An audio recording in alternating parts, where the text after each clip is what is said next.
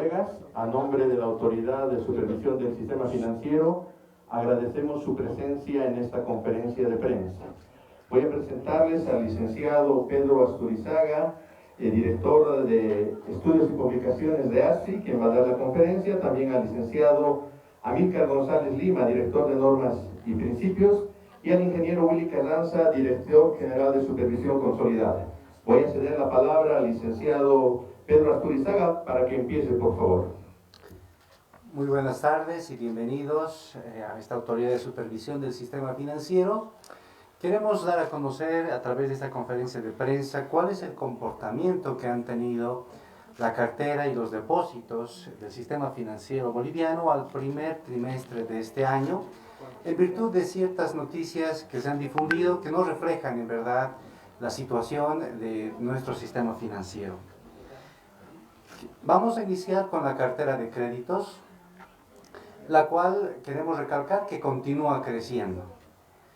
Para poder hacer una comparación del crecimiento de la cartera de créditos es importante pues no considerar al ex Banco Fácil que fue intervenido, porque sus estadísticas aparecen en marzo del anterior año, pero este año ya no están, como ustedes saben. Entonces, si hacemos una comparación directa, algunas personas han estimado que hay un decrecimiento, lo cual es incorrecto. En verdad, comparando a las entidades que están todavía vigentes en el sistema financiero, sin incluir a esta entidad, tenemos un crecimiento de casi el 8%, 7.9% de crecimiento en los últimos 12 meses, que comparados con los crecimientos de gestiones anteriores, como pueden ver en la gráfica ustedes, es uno de los mayores crecimientos. El año 2021, por ejemplo, tuvimos solamente un crecimiento de 2,1%. Si bien el año pasado tuvimos una dinámica un poco mayor, fue un año, digamos, también extraordinario, diferente al resto de los años que vemos en esta lámina. Asimismo, el crecimiento de los prestatarios ha sido importante. A la fecha tenemos 1.9 millones de prestatarios en el sistema financiero, lo que implica un incremento de más de 104,000 nuevos prestatarios que han ingresado a nuestro sistema.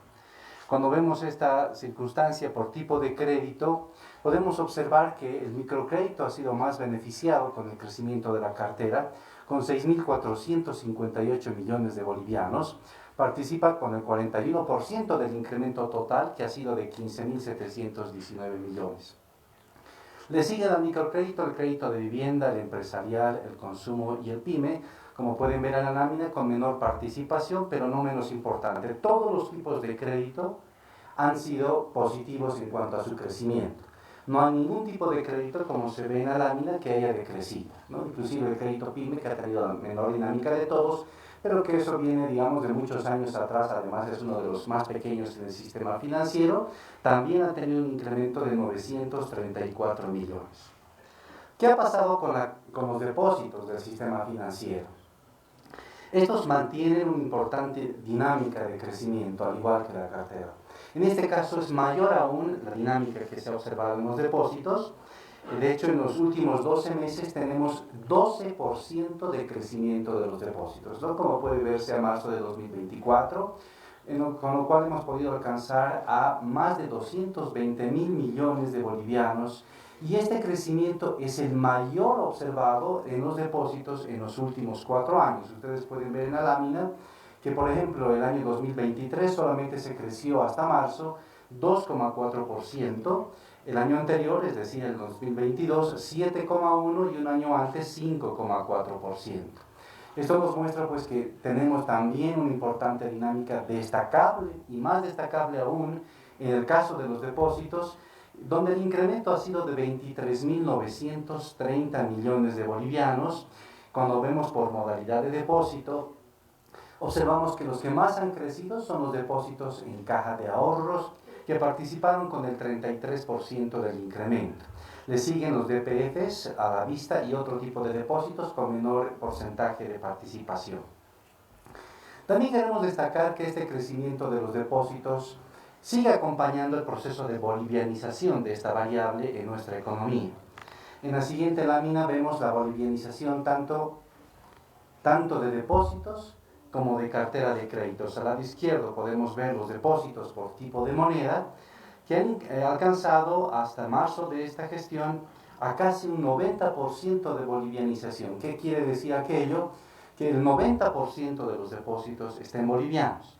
Y para poderse transformar de dólares a bolivianos, como vemos acá, históricamente se han reducido los dólares en cuanto a su participación en el sistema financiero, están con color azul la participación de los dólares, que antes participaban en el año 2005 con el 84%. Esa participación se ha reducido hasta alcanzar solamente el 10%.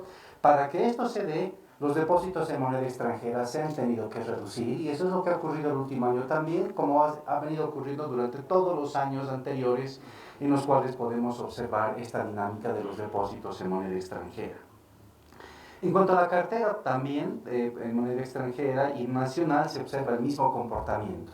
De hecho, en el caso de la cartera, casi el 100% está en moneda nacional, el 99,3% está en moneda nacional y solamente el 0,7% está en moneda extranjera.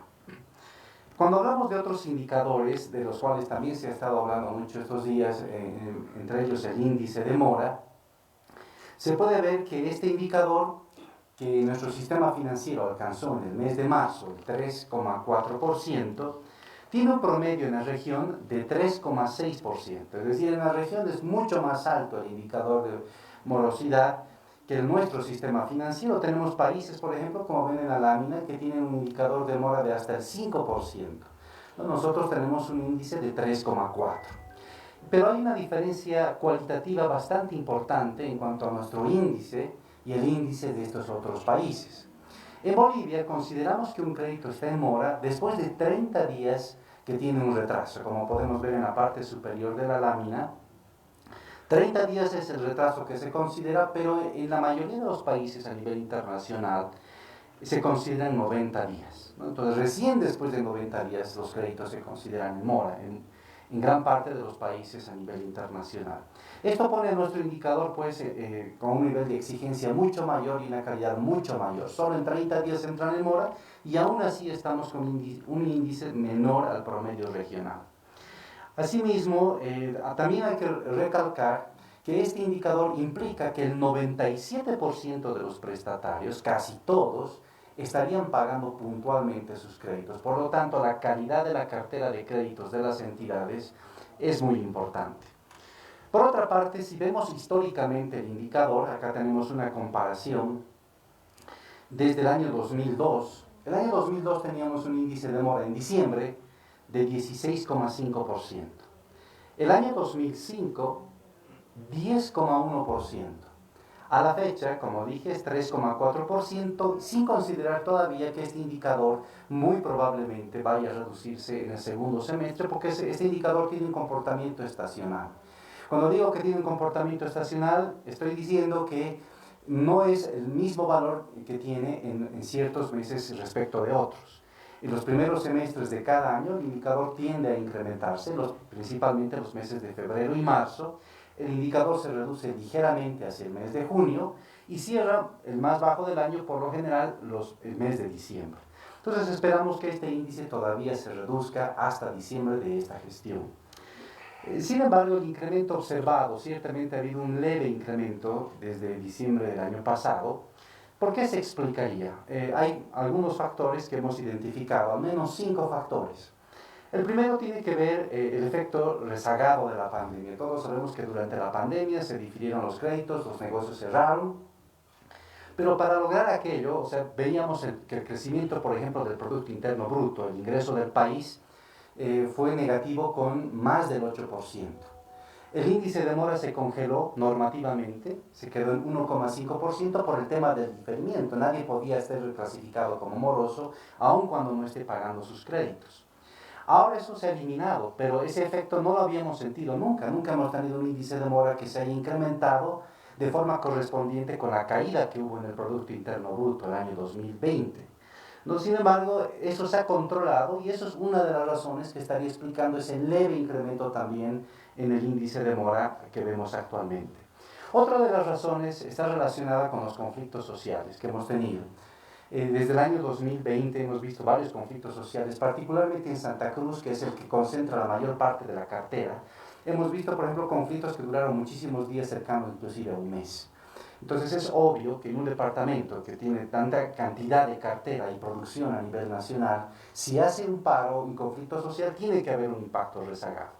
Y eso es lo que estamos viendo, no obstante que sea controlado este impacto. Por otra parte, como se han estado también señalando por otras autoridades, el contexto externo, como la guerra entre Rusia y Ucrania, el cierre de fronteras también que hemos tenido por parte del Perú el año pasado, ha afectado a algunos sectores. Y eso también se va a reflejar de alguna manera en el índice de mora después de algunos periodos. Y por último, la obstaculización que se está dando también en la Asamblea Legislativa por la parte, digamos, y está del lado que apoya al expresidente Evo Morales en cuanto a la aprobación de los créditos externos, ¿no? Entonces, esto también perjudica la dinámica económica y, por supuesto, también va a perjudicar la dinámica del sistema financiero. Estos son al menos 5 factores que explican el por qué se habría incrementado levemente este indicador. No obstante, todavía está en niveles controlados y es como dice el tema de la diapositiva, el índice de mora actual es históricamente uno de los más bajos, ¿no? 3,4%, comparado con lo que hemos visto históricamente, pues podemos ver que en efecto es así. No, adicionalmente a esta situación, se puede ver que la mora está coberturada por previsiones, es decir, las entidades están protegidas de todas formas de estos incrementos leves que se observan en la morosidad.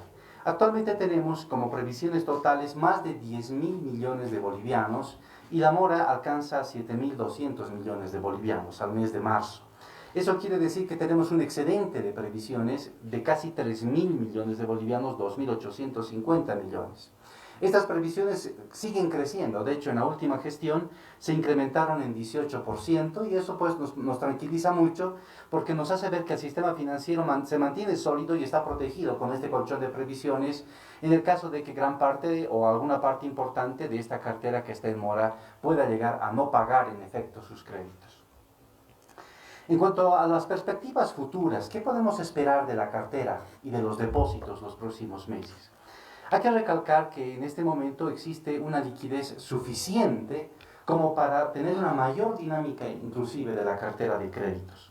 La liquidez del sistema financiero, que llega a más de 72.800 millones de bolivianos, es el nivel históricamente mayor que hemos tenido. Alguna vez hemos escuchado a alguien decir que no hay liquidez, eso es falso. La liquidez es una de las mayores, como pueden ver ustedes en las láminas, una de las mayores que ha tenido el sistema financiero en los últimos, históricamente, ni siquiera en los últimos años, ¿no? Esto implica que también se tiene un indicador de liquidez, es el ratio de liquidez, que mide la relación de los activos líquidos con los pasivos de corto plazo de las entidades, de 67%. ¿Qué significa 67%? A nivel internacional, 40% es lo que se pide, lo que se sugiere como un nivel adecuado para estar protegidos para el riesgo de liquidez. Lo que está por encima de 40% es una liquidez disponible para poder crecer en cartera. Entonces tenemos una disponibilidad de 27% en este ratio, lo cual nos hace prever mayor crecimiento del crédito los próximos meses. Otro indicador que también nos da esta perspectiva de mayor crecimiento del crédito es el coeficiente de adecuación patrimonial. Este coeficiente mide la relación entre el patrimonio de las entidades y los activos, es decir, el patrimonio y el riesgo que asumen las entidades. Este indicador se encuentra actualmente en 13,6%, casi 14%, y el patrimonio se ha incrementado en 6% en los últimos 12 meses. Eso quiere decir que tenemos un excedente, un colchón de 3,6% sobre el mínimo que exige la ley, lo cual implica, en términos numéricos, que las entidades podrían colocar hasta 60.000 millones de bolivianos adicionales en cartera, sin estar por debajo de este valor de 10% que establece la ley de servicios financieros. Entonces existe el potencial de apalancarse en este caso y en el otro caso la liquidez disponible es suficiente como para mantener la dinámica del crédito y esperamos que eso va a seguir siendo así, particularmente el segundo semestre de este año, porque la cartera también tiene un comportamiento estacional. Los primeros meses, el primer semestre de cada año crece menos de lo que crece el segundo semestre de cada gestión. En cuanto a las utilidades del sistema financiero, estas ciertamente se han incrementado, particularmente si lo comparamos con lo que habíamos visto el año 2021. Si comparamos marzo de 2021 con marzo de 2024, vemos que las utilidades se incrementaron en 98%, casi se duplicaron. En el último año tenemos un crecimiento de 9%. Eso quiere decir que las utilidades de las entidades permitirán seguir apoyando el crecimiento económico, como, por ejemplo, capitalizándolas. ASFI desde el año 2015 ha instruido a las entidades capitalizar al menos, algunos lo han hecho más, al menos el 50% de sus utilidades, las cuales al estar en patrimonio permiten un apalancamiento mayor para poder crecer en cartera. Hasta fin de año preveemos que estas utilidades, que actualmente son de 367 millones de bolivianos, puedan alcanzar a 2.300 millones de bolivianos, similares a los niveles observados antes de la pandemia del COVID. Estos son los indicadores del sistema financiero, los cuales resaltan la solidez y la solvencia que tiene el sistema financiero y la dinámica que tiene. Entonces, cualquier indicación o cualquier, digamos, noticia que haya ido en sentido de que las variables están decreciendo o que, por ejemplo, se estarían deteriorando, son totalmente falsas, como ustedes han podido apreciar en la presentación y las cifras que se acaban de mostrar. Bueno, agradecemos al licenciado Pedro Asturizaga. Vamos a dar una ronda de preguntas. Voy a invitar al colega Manuel Alborta de Red 1, por favor, para que haga la primera consulta. Licenciado, buenas tardes. Bueno, el informe que salió el día de ayer por parte de Asoban quizá carece de estos datos. Ustedes han evaluado estos datos, no coinciden con la realidad que muestran ustedes. Gracias. El informe de Asoban, yo diría más bien, no coincide con los titulares que se han generado, ¿no? El informe dice que estadísticamente hay una caída en las variables, por ejemplo en cartera, pero explica también el informe de que el año pasado está considerando al Banco Fácil y actualmente no está considerando. Entonces nosotros, para hacer el análisis y para mostrar efectivamente, hemos quitado, digamos, evolutivamente el Banco Fácil para que podamos hacer más comparable el análisis. ¿No? Entonces, en realidad no diría que está mal el reporte de Asoban, porque son los mismos datos los que tenemos nosotros, pero hay que tomar en cuenta este detalle, ¿no? Para hacer una comparativa hay que considerar que el Banco Fácil ya no está en las estadísticas y no podemos comparar en un periodo en el que sí estaba. Entonces eso infla, digamos, el pasado versus el presente. No sé si eso responde a la pregunta, ¿no? En términos de la mora, perdón, que insiste en esto, ellos dicen que es el registro más, el mayor registro que se ha registrado en 15 años. ¿Esto es cierto? El índice de mora, en realidad, es uno de los más bajos históricamente. Como hemos visto en la lámina, el cual voy a mostrar, y también Asoban tiene los mismos datos, no es otro dato el que tiene. Si nosotros comparamos con 2005 o 2002, podemos ver que es uno de los más bajos históricamente. Que en este nivel puede estar tal vez más alto que dentro, hace 15 años atrás, es posible. Pero de todas formas, es el más bajo uno de los más bajos que hemos tenido históricamente en este indicador. Gracias, licenciado. Voy a ceder la palabra al colega Luis Villarreal de DTV, por favor. Sí, director, buenas tardes. Por favor, con relación al tema de los dólares, que también es una preocupación por parte de la Asoban, actualmente, ¿con cuánto se cuenta en el sistema financiero en dólares como tal? Y también, ¿cómo se está gestionando o trabajando el tema de los yuanes, que también ya ha abierto la posibilidad al Ministerio de Economía? Sí, la disponibilidad de dólares en bóvedas de las entidades ha cerrado en abril en 285 millones de dólares, y lo que tienen las entidades fuera del país más o menos es 130 millones, totalizando algo más de 400 millones de dólares que están en poder de las entidades, con los cuales puede atender las demandas que tienen sus clientes actualmente, ¿no? También se están trabajando, por supuesto, otros mecanismos como la utilización de yuanes o reales, que se ha escuchado también de eso hablar, para que las personas pues puedan obtener los servicios que están buscando. De todas formas, no se ha desatendido las transferencias al exterior. El promedio de transferencias al exterior más o menos está en 700 millones de dólares mensualmente, y no se ha reducido eso. Estamos viendo ese promedio ya por lo menos durante los últimos 24 meses, y no se han desatendido los servicios, ¿no?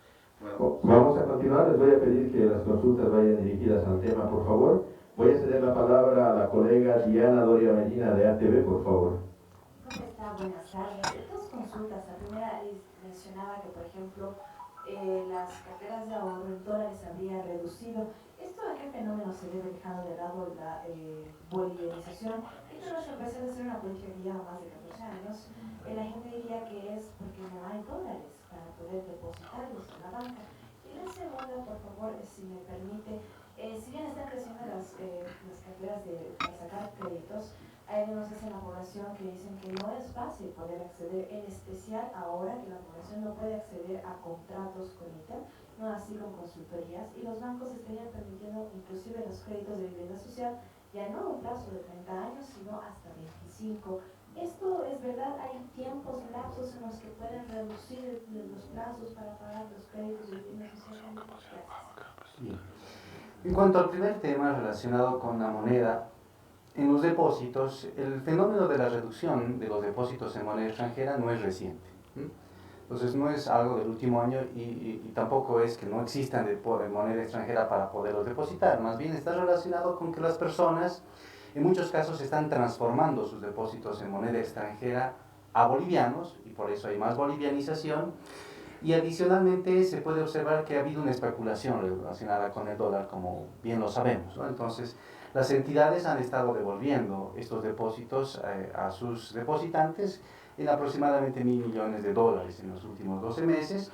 De todas formas, este es un proceso normal, ¿no? Ustedes pueden ver la gráfica, no ven ustedes en la gráfica un cambio de tendencia, un cambio de comportamiento, más bien hemos estado en ese comportamiento por muchos años. En cuanto a la cartera de créditos, esta ha mantenido su dinámica, tanto los créditos de vivienda de interés social como los del sector productivo, estos mantienen la dinámica.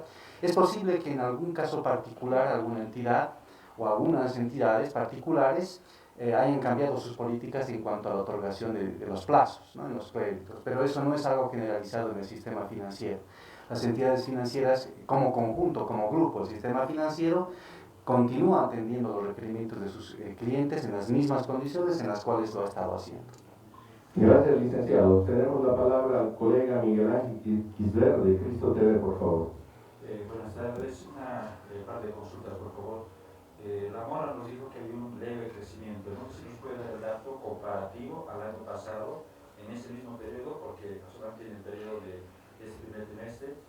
Eso por un lado. ¿Y qué buscan, en todo caso, ustedes? ¿Cómo ven el informe de Asoban? ¿Qué es lo que están buscando? Tal vez generar una incertidumbre o tal vez ellos dicen de una contracción de 2.3. ¿Hay realmente eso, por favor? Por favor. Sí, bueno, usted me pide una comparación, ¿no? Hay un leve incremento, efectivamente. Vamos a ver, las estadísticas son públicas, están en el sitio web de ASFI. En un momento les voy a compartir. Sí, con la del año pasado, vamos a comparar con la del mismo mes del año pasado, ¿no?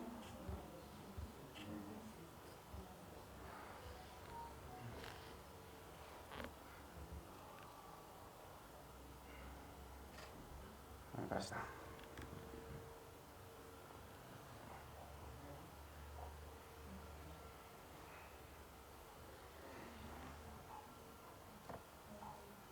De acuerdo con la publicación que tenemos en el sitio web, lo pueden consultar, teníamos a cierre de 2023, no tenemos en este momento del mismo mes, pero tenemos al cierre de 2023 un índice de mora de 2,9%. Se ha incrementado hasta 3,4%. Ese es el incremento observado en el indicador y las razones por las cuales se ha incrementado están enumeradas en esta presentación, ¿no?, que la hemos mostrado. Ustedes bien saben que el Producto Interno Bruto ha caído más de 8% en 2020, pero el índice de mora no, lo hemos congelado normativamente. Eso tenía que manifestarse rezagadamente, pero el incremento no ha sido tan grande. O sea, realmente el incremento está controlado. Tenemos un índice bajo, de los más bajos históricamente, ¿no? Entonces, en ese sentido, hay que recalcar esa situación, que es uno de los más bajos, y con relación al informe de Asoban, una vez más repito, ¿no es cierto? El informe de Asoban hace referencia a los mismos datos que se reportan a ASFI y el informe también, si bien habla de los últimos 15 años, pero el sistema financiero no tiene 15 años, ¿no es cierto? El sistema financiero tiene muchísimos más años y si recordamos el año 2002 el índice estaba en 16,5, en diciembre de 2002 Hubo otros meses que sobrepasaron inclusive el 20%, ¿no? En esos años, entre más o menos el 2000 y el 2005. Pero de diciembre era 16.5, en 2005 10.1 y actualmente 3.4. Históricamente uno de los más bajos que ha tenido el sistema financiero. Gracias, licenciado. La última pregunta, por favor, al colega Daniel Gutiérrez del Diario. Buenas tardes, licenciado. El índice de mora que ha subido, esto se debe en parte, según los economistas, a que ya no están las reprogramaciones. Ya no hay reprogramaciones, entonces ellos indican que la tendencia de la mora va a ser a subir. En lo que se refiere usted a los 4 puntos que pueden provocar, seguimos viendo manifestaciones, no hay créditos, el dólar está subiendo, no subiendo, ¿no? Sino en el paralelo está subiendo, hay escasez de dólares. Entonces, si bien usted dice que la mora es la más baja de los últimos años, efectivamente, pero la mora no subía del 3%, desde el 2010 hasta la fecha no subía del 3%, pero ahora ha pasado el 3.4%. Entonces, ¿qué tan cierto es los datos que se manejan? Porque si usted dice la pandemia de COVID, obviamente en la pandemia de COVID ha habido las reprogramaciones para que no suba la mora, porque no tenían plata. La situación casi no es la misma, pero se está agravando por el tema de la mora. Gracias. Muy bien, gracias. Quiero aclarar varios aspectos que usted menciona. Primero, es incorrecto que se diga que no hay reprogramaciones. No sé qué economistas hace usted referencia, pero eso no es correcto. Tenemos los datos en ASFI. Las reprogramaciones se han mantenido. De hecho, han habido reprogramaciones por temas climáticos y otro tipo de paros que hemos tenido en el país. Las estadísticas no las tengo ahora, pero se han mantenido. En cuanto a que no haya crecimiento del crédito, es otro dato incorrecto que usted menciona. Eso no es verdad. Los créditos, como estamos viendo y lo he mostrado con las cifras, y son las mismas cifras que tiene Asoban, no son otras, se han mantenido con una dinámica positiva. Los créditos siguen creciendo. Por lo tanto, no es de esperarse que el indicador de mora, como se está subiendo, pueda seguir subiendo o incrementándose. Más bien, lo que está pasando es que el indicador se ha controlado por las entidades financieras. Fíjense la cantidad de cosas que están acá. Aquí me había olvidado poner el tema climático, ¿no? No solamente es la pandemia. Otro tema que es incorrecto, ¿no? En la pandemia, en el 2019, no se reprogramó, se difirió, que es muy diferente a reprogramar. Las reprogramaciones de forma, digamos, grande se dieron desde el año 2021 para los créditos que difirieron y después tenían que volver a retomar el pago de sus créditos. Por lo tanto, ese efecto se está todavía sintiendo. Son varios años y nunca el indicador de mora llegó a treparse a niveles como los que hemos tenido históricamente. Manifestaciones y conflictos sociales en Santa Cruz lo sabemos muy bien. Por el tema del censo particularmente, varios días el departamento ha estado sin actividad económica. Era de esperarse que eso impacta sus propias actividades cuando es el departamento de Santa Cruz el que concentra más del 40% de la cartera de créditos. Otro tema, había dicho, el contexto externo. No somos una isla, no estamos aislados. Entonces, nos ha impactado de alguna forma, particularmente algunos sectores, la especulación del dólar, etc. Pero las perspectivas no son, digamos, a peor, sino a mejor. Tenemos las variables que nos están apoyando. La liquidez del sistema financiero es históricamente la mayor. La solvencia del sistema financiero también es muy buena, es casi 14%, casi por ciento por encima del mínimo, y las utilidades siguen creciendo de las entidades, con lo cual se va a seguir apoyando al crecimiento de la cartera y con ella también, por supuesto, el crecimiento de los depósitos, que quisiera volver a recalcar, los depósitos han crecido en este último año, más de lo que crecieron desde el año 2020, como hemos podido ver en las cifras, y son las mismas de Asoban, no son otras cifras. Bueno, agradecemos a todos los colegas, gracias licenciados por esta conferencia de prensa. Gracias colegas, tengan todos ustedes muy buenas tardes.